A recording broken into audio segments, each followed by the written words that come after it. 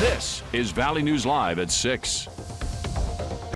I just wanted to remember him with that smile, that radiant, beaming smile. He always had it. A Fargo man is being remembered tonight. He was killed in a car crash over the weekend. It happened at the intersection of Great Northern Drive and 18th Street North early Saturday morning. That's where officers found a badly damaged vehicle and 21-year-old Isaiah Johnson on the ground nearby. Police say the driver fled the scene and they believe alcohol played a role. Valley News Team's crime and safety reporter Bailey Hurley spoke with Isaiah's mother today and has our story. A pile of her son's shoes at the front door used to be a thorn in Becky Johnson's side. Now she looks at it and laughs, calling it a light in her darkness. Best kid any parent could ask for. I didn't deserve to have a kid like him. Just 21, Isaiah Johnson was working odd jobs and still trying to figure out life. But he's not going to ever get that chance. A 4 a.m. call woke Becky up Saturday morning with both medical staff and Fargo police telling her to get to the hospital as fast as she could. When the neurosurgeon came out, he wasn't okay. And he wasn't going to be okay. Isaiah was driving with a friend when a crash threw him out of the passenger seat, causing multiple serious injuries, including a shattered skull. I'm a very forgiving person, but I'm angry. He had a choice, and he's going to have to live with it for the rest of his life, yes, but I don't get to live with Isaiah for the rest of mine. But Becky says what's important now is to focus on the way Isaiah lived. He could always make you smile, no matter what. It didn't matter what kind of mood you were in. He always had something that could make you smile. Adding he was the friend everyone wanted to have and should be the friend and person we now all strive to be. It didn't matter who you were, he would befriend you. He would be friends with anybody and everybody. Bailey Hurley, Valley News Live. The driver of the crash has not been named or formally charged. A meal train has been organized for Isaiah's family. To donate money or a meal, you can find the link on our VNL News app. Just click on this story. On to the weather now, where it's warming up. Probably not enough for most, but it's a start. Let's find out from Hutch what's expected tonight. Thanks so much, Mike. And as we head into the evening, temperatures are extremely cold as we have temperatures in Fargo of 4 below. Now, we did get to 2 below today for a high temperature. Take a look at our neighbors to the south. Kansas City almost as cold as Fargo right now. Oklahoma City is 2 degrees above for an air temperature, and Dallas cooling down to 12 right now as snow has hit the southern plains. We have a wind chill advisory for the counties you see shaded in blue. Wind chill warning continues for South Dakota and portions of west central Minnesota. We have wind chills between 10 and 25 below right now. It's still going to be brutal, just not as brutal as the last several evenings. By bedtime tonight, about 15 below zero here in Fargo. Look at the wind direction, southerly. Grand Forks, a gorgeous sight from the deck there as we have clear skies, temperatures in the teens below as we head to bed. I'll have details on our gradual warm up. We'll talk about that and a chance of some flakes in your forecast here in just a few minutes. Brutal, but not as brutal. It's the truth. Okay. Thanks. Yep. A Jamestown man is facing kidnapping and aggravated assault charges after police say he was involved in a sexual assault case late last week. 23-year-old Samuel Mitleider was arrested last Friday. At the time of the alleged incidents, he was said to be armed with a handgun.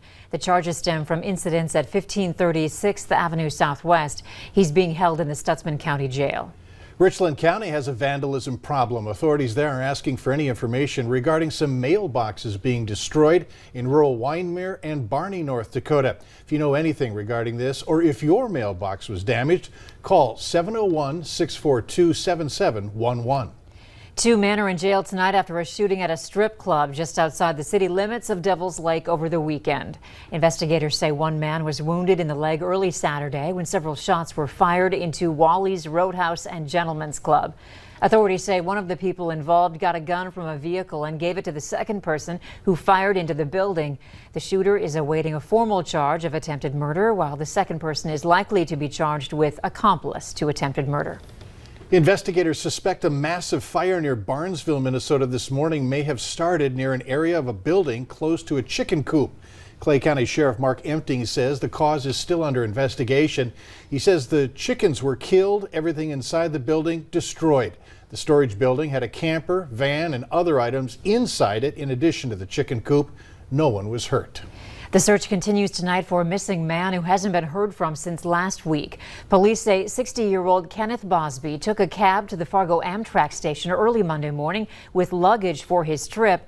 He then took a cab back to his apartment a few hours later. He was spotted leaving again at around 5 a.m., this time with no luggage. If you've seen Mr. Bosby or know where he is, please contact police. Thrifty White has stayed busy throughout Minnesota and North Dakota with its COVID-19 vaccine rollout. With more appointments filling up this week, reporter Heidi Wigdahl shows us how the pharmacy plans to keep up with demand. The federal government started shipping COVID-19 vaccine doses directly to some pharmacies on February 11th. In Minnesota, the federal retail pharmacy program has two initial partners, Walmart and Thrifty White Pharmacy. How was your first week of the rollout? It was pretty good. We didn't crash our website. It was a little bit, I think we hit max capacity on Tuesday morning. Our CIO told us it was like Black Friday. Jeremy Falks, director of specialty pharmacy at Thrifty White, is heading up the COVID vaccine process for the company. They first worked with the federal government on vaccinating long-term care residents. Now they're expanding on the retail side.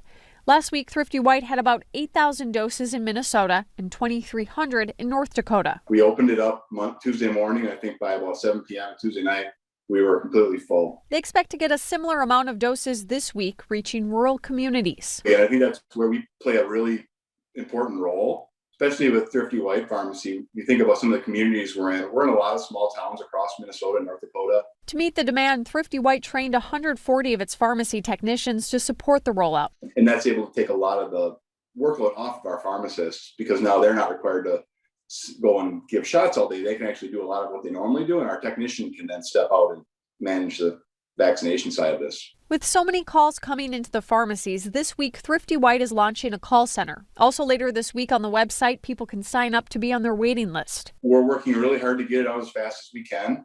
And with this launch of the federal pharmacy program, we should really be able to accelerate this over the next month or so. Heidi Wigdahl, KARE 11 News.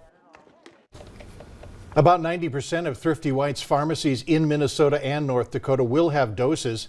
Thrifty White is currently scheduling appointments for those 65 and older. According to Falks, open time slots should appear on the website either tonight or tomorrow morning.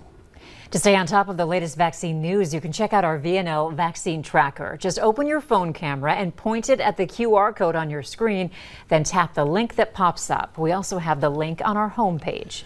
Later on Valley News Live at 6, a Minnesota woman is using the cold weather to warm people's spirits. We'll take a look inside her homemade igloo. And a little bit of ice on the lens of our tower cam, providing a gorgeous setting sun as we look out to the western sky. We do have some improvement in the forecast. I'll have details coming up right after this.